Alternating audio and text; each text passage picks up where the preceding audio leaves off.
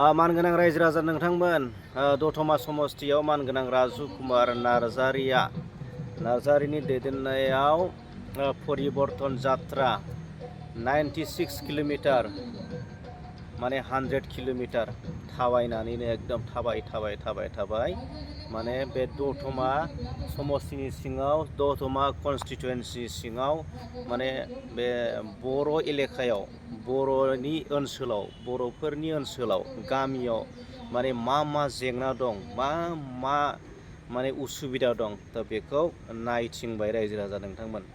ओरैबायदि सानथाम सानब्रैनि हाबाफारि माने बे साननै सानब्रैयाव माने ओरैबायदि अखा हादोंमोन, ओरैबायदि जुब अखा हादोंमोन। थ' बेफोरबायदि अखा हादोंब्लाबो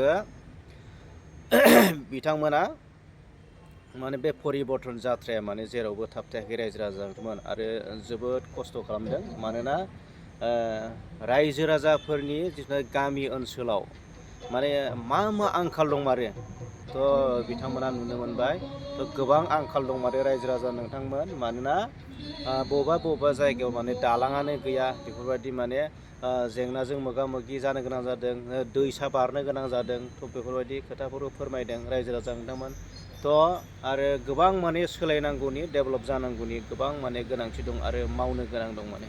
थ' बैफोरबायदि माखासे जेंनाफोरा जुदि सुस्रांजानो गोनां दंब्ला, ओनसोलनि बर' गामिनि जेंनाफ्रा सुस्रांजानांगौब्ला आरो जोंनि लिडारफोरनि, जोंनि दैदेनगिरिफोरनि जिथुनाखि थांखि, जिथुनाखि हाबाफारि, बेफोरो माने जोंनि जिथुनाखि बेकवार्डनेस गोग्लैसोनाय बर' गामिया गोग्लैसोनाय, लामा मोजां नङा, दालां गैया, दै लोंनायनि मोजां गैया, नङा होमबा?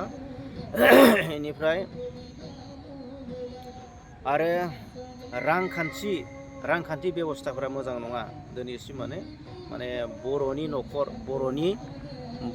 न'खरफ्रा दिनैसिमबो रांखान्थियाव जौगायाखै रायजो राजा नोंथांमोन। ओरैबायदि गोग्लैसोनाय दिनैसिमबो नोंथांमोना नुनो मोनो बर' बिमाफोरा दिनैसिमबो गस्ला गांसे मोजां बायनानै गाननो हाया रायजो राजा नोंथांमोन।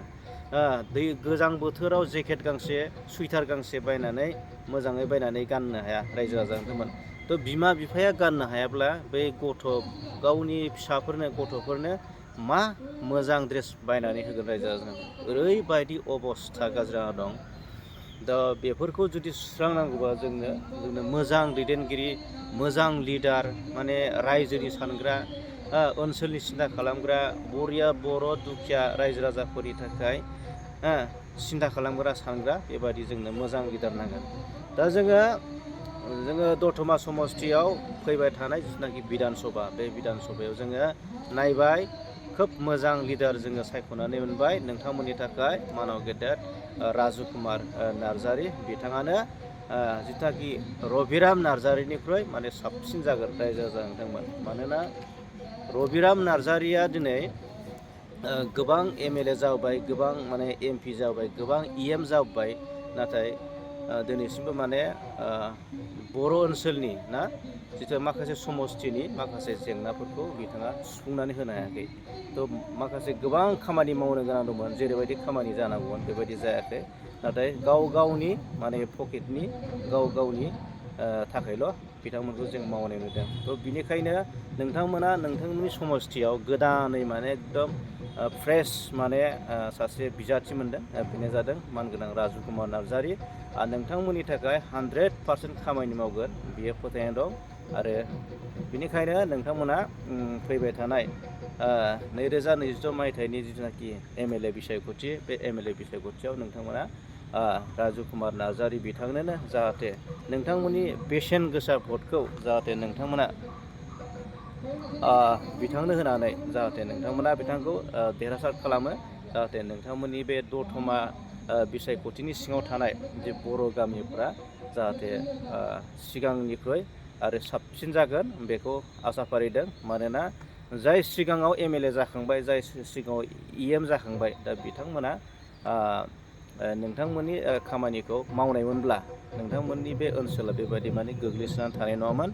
जायनि जाहोनाव बिनिखायनो फोथायनो हाया, बिनिखायनो नोंथांमोना जा बिजाथि गोदान मोनदों बे बिजाथि गोदानखौनो नोंथांमोना देरहाहोयोब्ला नोंथांमोननि जोबोद मोजां जागोन आरो रायजोनि ओनसोलनि जौगानायनि माखासे खामानिफ्रा खोब मोजां जागोन बेखौ आसा फारिदों। थ' दिनैनि भिडिअखौ बेखिनियावनो दोनथ'बाय।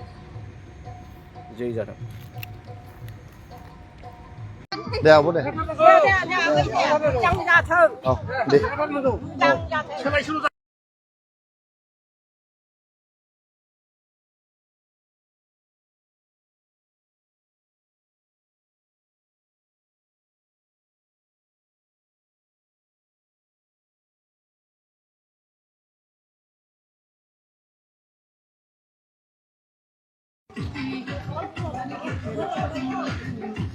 আজি আমাৰ দতমা পৰিৱৰ্তন যাত্ৰাৰ তৃতীয় দিনত আমি টেঙাইগাঁও বুলি এটা গাঁও গোসাই নিচিনা